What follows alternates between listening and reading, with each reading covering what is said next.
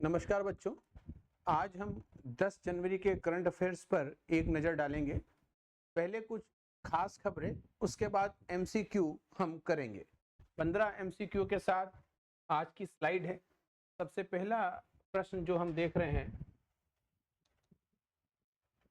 जो एक न्यूज़ है कि उत्तराखंड ने भारत की पहली खगोल पर्यटन पहल की शुरुआत करी। ये इसको एक्सप्लेन कर दिया गया है। देख लेंगे कि पहाड़ों की रानी कहा गया है उत्तराखंड को, और इसका उद्घाटन समारोह जो हुआ है और उसमें जॉर्ज एवरेस्ट पीक पर इसको आयोजित किया गया है, इस कार्यक्रम को। ये पहली खबर। नेक्स्ट, सी डॉट ने आपदा प्रतिरोधक तकनीक के लिए UNWSIS पुरस्कार जीता। ये एक न्यूज़, देख लेंगे इसको। अगला है कि RIL नवी मुंबई में वैश्विक आर्थिक केंद्र बनाएगी। तो RIL मतलब रिलायंस इंडस्ट्रीज लिमिटेड की बात हो रही है कि नवी मुंबई में एक वैश्विक आर्थिक केंद्र विकसित करने की तैयारी कर रहा है। नरसिंह रोहिणी लोखंडे ने Dilip Bose life time achievement पुरस्कार को जीता है। अखिल भारतीय टेनिस संघ ने कोच नरसिंह को दिलीप बोस पुरस्कार देने की घोषणा की है। नेक्स्ट है, रोहित शर्मा ने नवे ICC T20 विश्व कप में क्रिकेट के रिकॉर्ड फिर से लिखे हैं।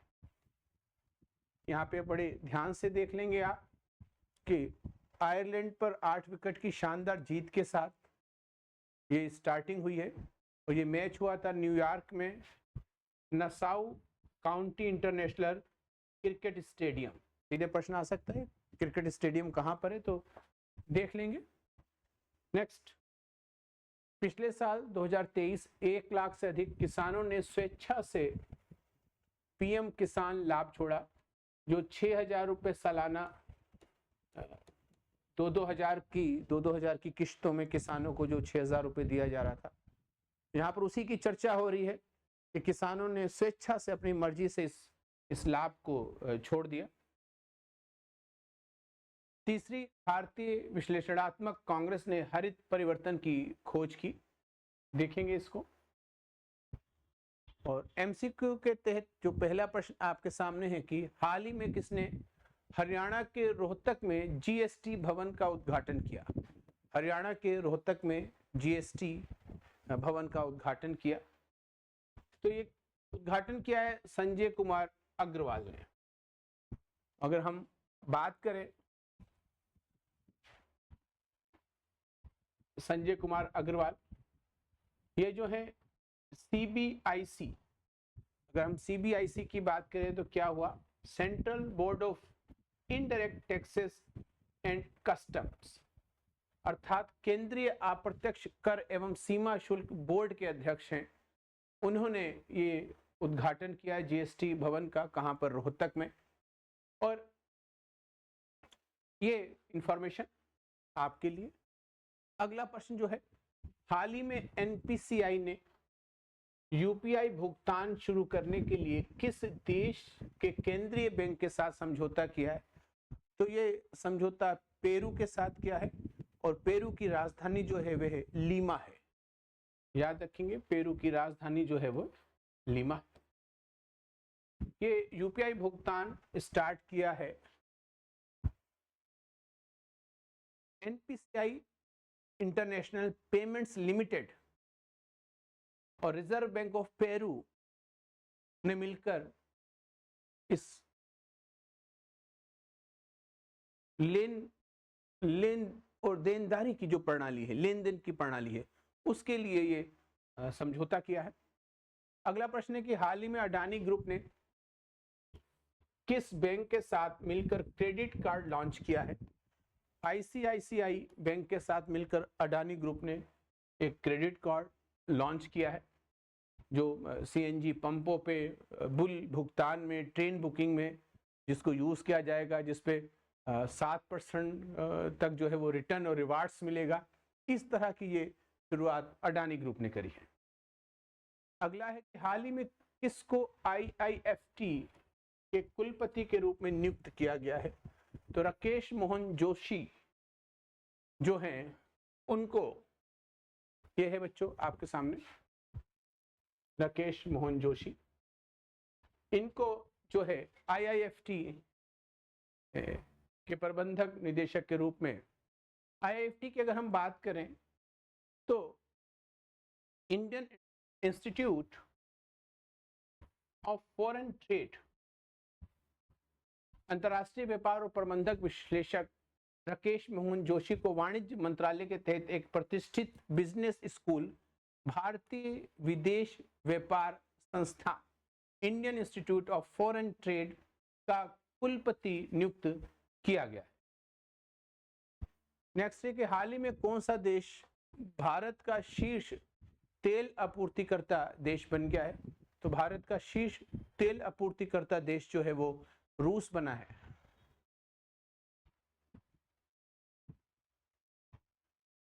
ये क्लियर है आपके सामने कि पश्चिमी देशों के कड़ी प्रतिबंधों के बीच रूसी तेल पर भारत की निर्भरता में महत्वपूर्ण बदलाव देखने को मिला है। प्रतिबंधों से जुड़ी चुनौतियों के कारण आयात में गिरावट के बावजूद रूस ने लगातार दूसरे साल भारत के प्रमुख तेल आपूर्तिकर्ता के रूप में अपनी स्थिति को बनाए रखा। अगला प्रश्न है, हाल ही में कौन एप्पल को पीछे छोड़कर दुनिया की दूसरी सबसे मूल्यवान कंपनी बनी है? NVIDIA ये बनी है। एनवीडिया कॉर्पोरेशन एक अमेरिकी बहुराष्ट्रीय निगम और प्रौद्योगिकी कंपनी है जिसका head office Santa Clara California में है। यह एक सेमीकंडक्टर निर्माता कंपनी है जिसने एप्पल को पछाड़ दिया।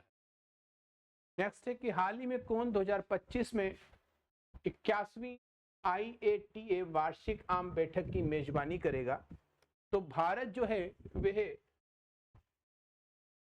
International air transport association IATA की क्या करेगा? मेजबानी करेगा, और जिसका मुख्यालय मॉन्ट्रियल में है। मॉन्ट्रियल कहाँ पे है बच्चों?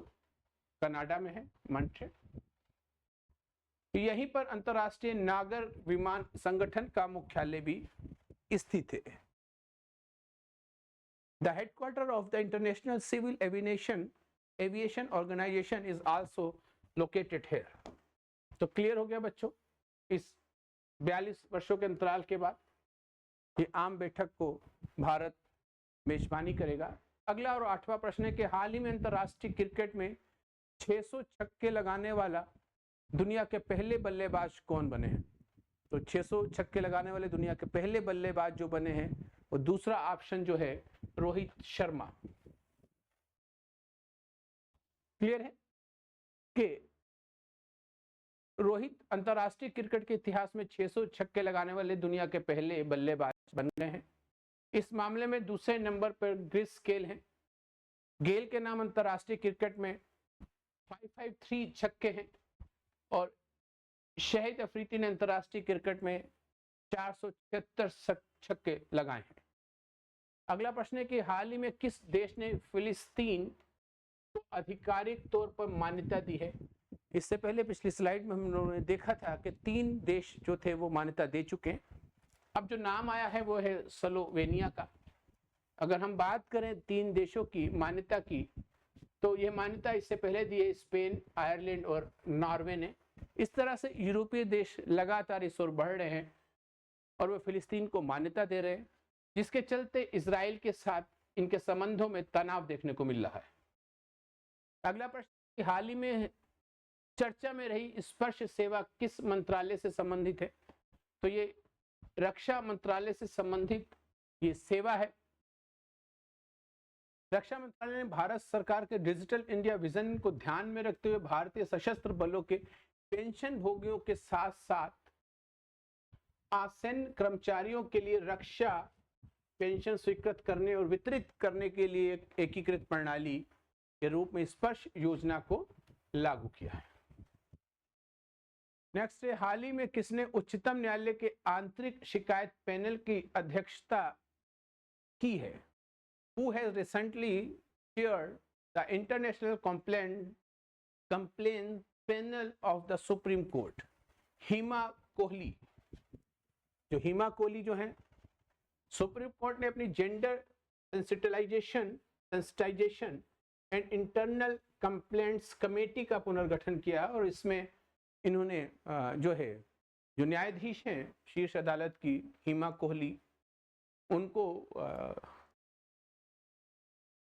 ये कार्य दिया है। तो यहां तक अगर हम बात करें सुप्रीम कोर्ट की, तो भारतीय संविधान के आर्टिकल 124 में सुप्रीम कोर्ट का वर्णन मिलता है। 26 जनवरी 1950 को संविधान के लागू होने के साथ ही उच्चतम न्यायालय अस्तित्व में आया था।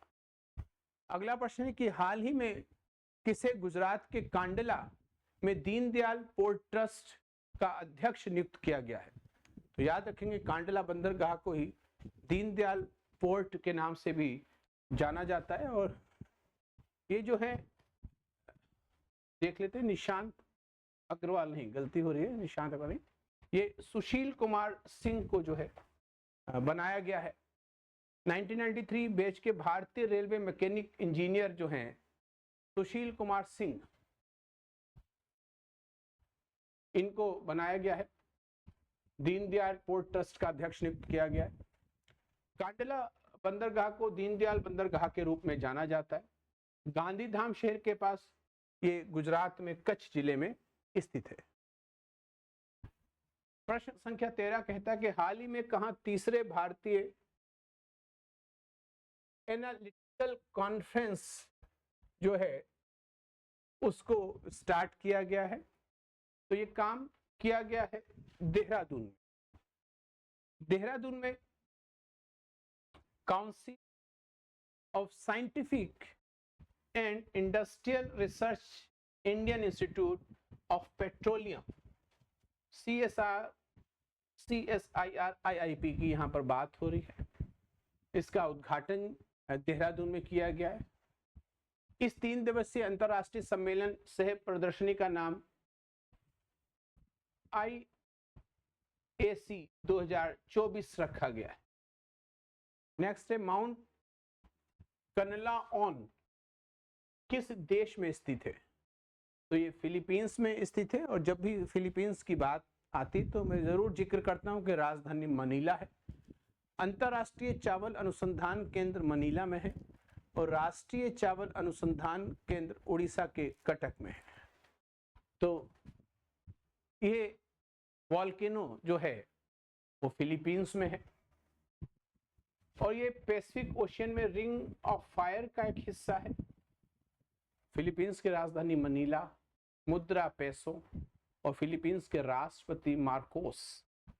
याद रखेंगे, स्टैटिक जीके की अगर हम बात कर रहे हैं इसको देख लेंगे हम। अंतिम प्रश्न जो है कि हाल ही में मोबाइल ऐप सारथी 2.0 किसके द्वारा लॉन्च किया गया? तो ये लॉन्च किया गया SBI द्वारा। पूंजी बाजार नियामक सेबी ने निवेशकों के लिए व्यक्तिगत वित्त केंद्रित मोबाइल ऐप सारथी 2.0 लॉन्च किया है, जिसमें जटिल वित्तीय अवधारणाओं को सरल बनाने के उद्देश्य से व्यापक उपकरण है। SBI की स्थापना 1988। सेबी की बात हो रही, सॉरी बच्चों, SBI बोल रहा हूं।